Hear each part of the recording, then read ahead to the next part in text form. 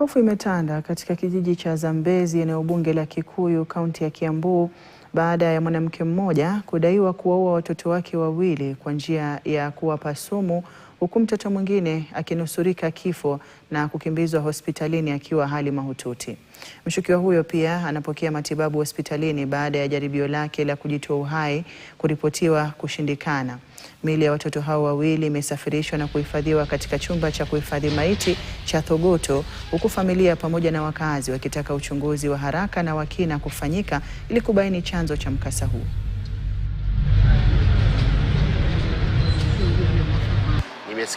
Nimepigiwa simu nikaambiwa rafiki yangu kuna mambo yamefanyikana kwake, na kwa sababu nilikuwa kazini na nilikuwa katika hii barabara ya highway hapa Zambezi, kuingia nikakuta mambo ni mambaya, kwa sababu tumekuta bibi na mtoto ambaye wamekimbizwa hospitalini. Vile amefanya hiyo kitendo ni kibaya.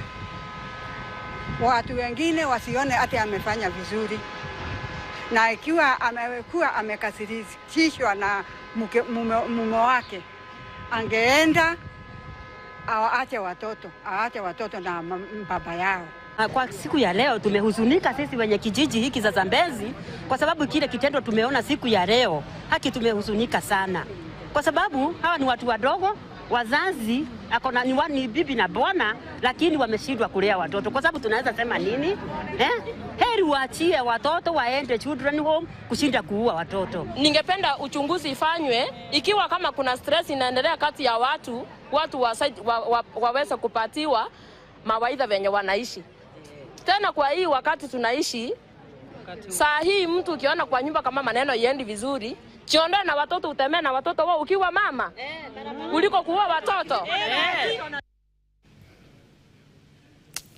Mtazamaji, taarifa hiyo ya kuhuzunisha inanifikisha mwisho mwa taarifa za mbio ya KTN alasiri ya leo. Taarifa zaidi zitakuwa zinakujia kwenye taarifa zetu za hapo baadaye mwendo wa saa 1 na saa 3 juu ya alama. Nimekuwa wako Hadi ya Mwasiwa na mwenzangu Angel Lois amekuwa akitafsiri taarifa hizi kwa lugha ya ishara. Hadi wakati mwingine inshallah, kwa heri.